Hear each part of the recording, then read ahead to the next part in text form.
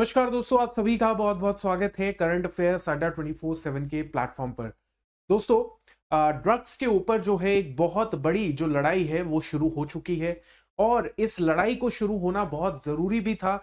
हमारे सुंदर सुंदर से राज्य जो है, नॉर्थ ईस्टर्न जो स्टेट्स है, जैसे मणिपुर हो गया, नागालैंड है, यहाँ पे अगर देखा जाए तो ड्रग्स की जो सप्लाई हो रही थी वो काफी बड़े पैमाने पे हो रही थी। अब मैं आपको जो रिपोर्ट बताने वाला हूं, नागालैंड की रिपोर्ट बताने वाला हूं। बहुत सुंदर सा राज्य है। मैं खुद नागालैंड में रह चुका हूं, दीमापुर में रह चुका हूं और मुझे पता है कि इसकी सुंदरता कैसी है।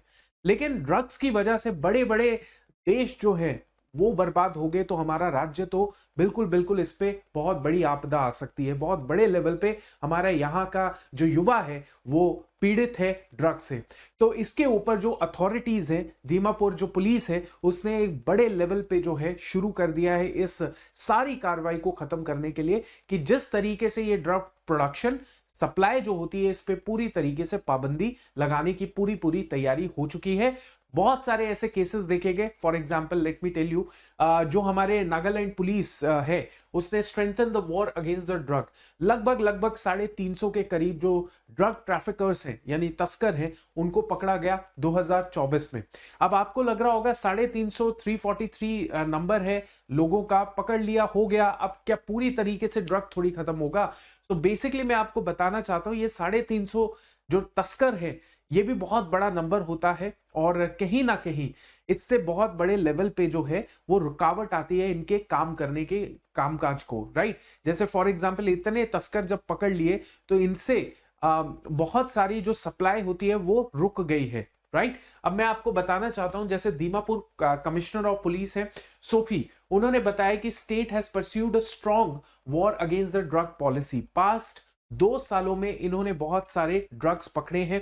मैं आपको एक थोड़ा सा डिटेल देता हूं कि कौन कौन से ड्रग पकड़े गए। लगभग गांजा सबसे ऊपर, opium, heroin, brown sugar, crystal meth, याबा, synthetic drugs and cough syrup, ये सारे ड्रग्स का यहाँ पे पकड़ा गया जो अमाउंट है वो लिखा हुआ है। सबसे ज्यादा लगभग जो अगर देखा जाए तो आप देखेंगे कि 1000 केजी से ज्यादा ओपीएम पकड़ा गया, 1000 किलो से ज्यादा ओपीएम पकड़ा गया। और जो कीमतें हैं वो कीमतें भी यहाँ पे लिखी हुई हैं, जहां पे आपको दिखेगा कि वैल्यूज जो इन ड्रग्स की होती है वो करोड़ों में चली जाती है ना। करोड़ों में वैल्यूज जो होती है इनकी चली जाती है और इसी को पूरी तरीके से जो है पकड़ा गया है। अब देखिए पिछले 2 हफ्तों में according to the superintendent of police headquarter report Nagaland, उन्होंने ये कहा कि पिछले 2 हफ्तों के अंदर, जनवरी 2025 के पहले 2 हफ्तों के अंदर हमने 7 केसेस रजिस्टर किए और 7 केसेस के अंदर दोस्तों 14 आदमी, 4 महिलाएं और टोटल 18 लोगों को पकड़ा गया। इसका मतलब ये समझ आ गया कि ड्रग ट्रैफिकिंग के अंदर या तस्करी के अंदर सिर्फ आदमी इन्वॉल्व नहीं होता, महिलाओं को का भी प्रयोग किया जाता है। क्योंकि महिलाओं पे अक्सर क्या होता है, थोड़ी सी कम ये सोचा जाता है कि वो इस श्रेणी के अंदर आती है, इस कैटेगरी में वो भी ये काम करती होंगी, तो कहीं ना कहीं उनको बचाव मिल जाता है। लेकिन पुलिस अब ये रियलाइज कर रही है कि इसमें तो दोनों जेंडर के लोग जो है वो इन्वॉल्व है, राइट। अब देखिए क्वांटिटी लगभग 2 केजी से ऊपर का हीरोइन पकड़ा गया और देखिए यहां पे मार्केट वैल्यू अगर देखा जाए तो 8 करोड़ से ज्यादा की इनकी मार्केट वैल्यू है, राइट।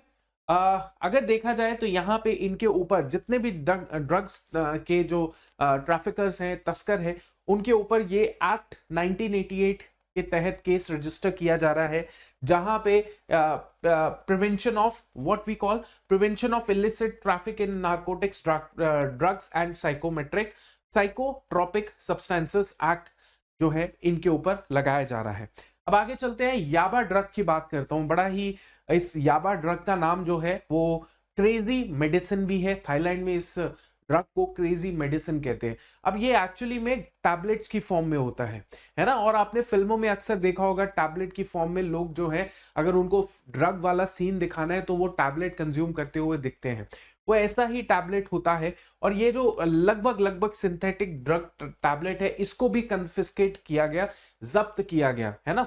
अब ये जो याबा टैबलेट है इसका अगर देखा जाए तो ये it is a form of, इस टैबलेट के अंदर कैफीन मिलता है और उसके अलावा मैथमफेटामाइन काइंड ऑफ अ केमिकल मिलता है और कैफीन मिलता है, राइट। और इस ड्रग को बेसिकली, इस टैबलेट को दिया जाता था सोल्जर्स को during the second world war. Second world war में सोल्जर्स की परफॉर्मेंस को एनहांस करने के लिए, क्योंकि ड्रग को कंज्यूम करके आपका जो दिमाग है वो बहुत तेज चलना शुरू हो जाता है, राइट। तो सोल्जर्स की परफॉर्मेंस को एनहांस करने के लिए ये ड्रग जो है सेकेंड वर्ल्ड वॉर में दिया जाता था। अब देखिए, नागालैंड में इतना ज्यादा ड्रग्स जो है वो सप्लाई कैसे हो रहा है, क्या कारण है? तो मेजरली ज्योग्राफिकल कारण है। तो अभी तक आप जानते होंगे, नहीं जानते तो मैं आपको बता दूं कि हमारा जो नॉर्थ ईस्टर्न टेरिटरी है, जहां पे आपको हमारी सेवन सिस्टर्स देखने को मिलती है, वहां पे उस तरफ हमारा गोल्डन ट्रायंगल है। गोल्डन ट्रायंगल का मतलब है वहां पे 3 कंट्रीज है, जिसमें म्यांमार, लाओस एंड थाईलैंड। ये 3 कंट्रीज हमारे नॉर्थ ईस्टर्न सेवन सिस्टर्स के साथ लगती हैं कुछ हद तक। अब ये 3 कंट्रीज जो है, यहां पे सबसे ज्यादा ड्रग प्रोड्यूस होता है, यहाँ पे सबसे ज्यादा ड्रग प्रोडक्शन होती है। और जब अगर किसी जगह पे प्रोडक्शन होगी तो उस जगह से उसके साथ वाली जो एडजेसेंट लोकेशंस होती हैं वहां पे सप्लाई भी होती है। तो ये जो हमारी सेवन सिस्टर्स है, हमारा जो अरुणाचल प्रदेश, नागालैंड, मणिपुर, मिजोरम, आपका अल्टीमेटली आगे जाके असम आता है, तो ये वाली जो जगहें हैं, स्टेट्स हैं, ये हॉटस्पॉट बन जाती हैं। जितना भी ड्रग यहाँ पे प्रोड्यूस होगा वो यहाँ पे जाता ही जाता है।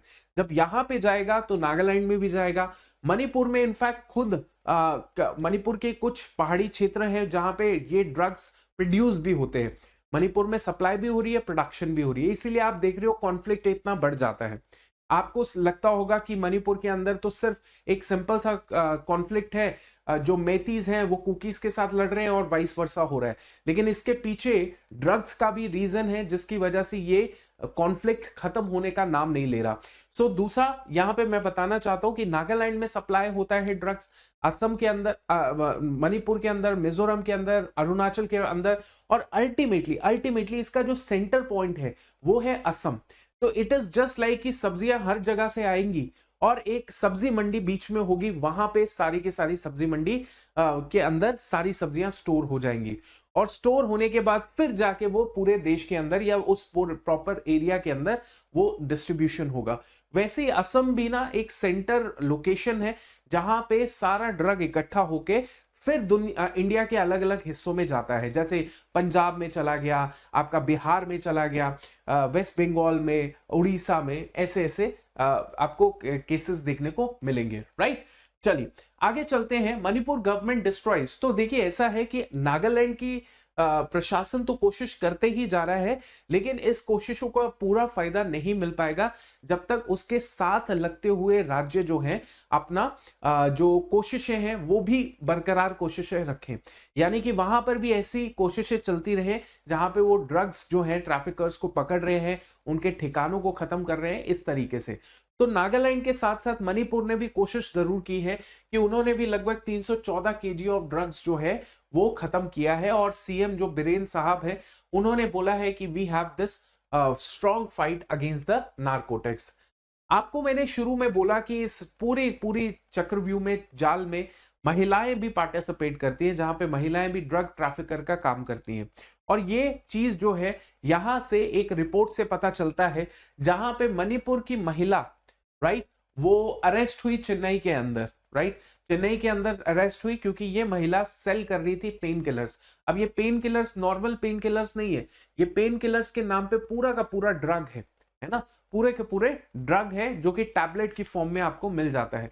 तो इस तरीके के बहुत सारे केसेस जो हैं वो देखे जाते हैं।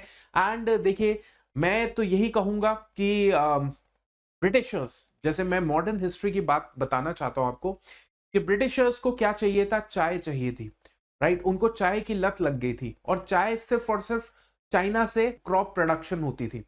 तो चाइना ब्रिटिशर्स को चाय देता था, उसके बदले ब्रिटिशर्स जो है उसको सोना चांदी देते थे। तो ब्रिटिशर्स ने सोचा नहीं यार, हम इनको चाइना को इतना सोना चांदी क्यों दे। उन्होंने क्या किया, उन्होंने चाइना वालों को ओपियम प्रोडक्शन देना शुरू कर दिया।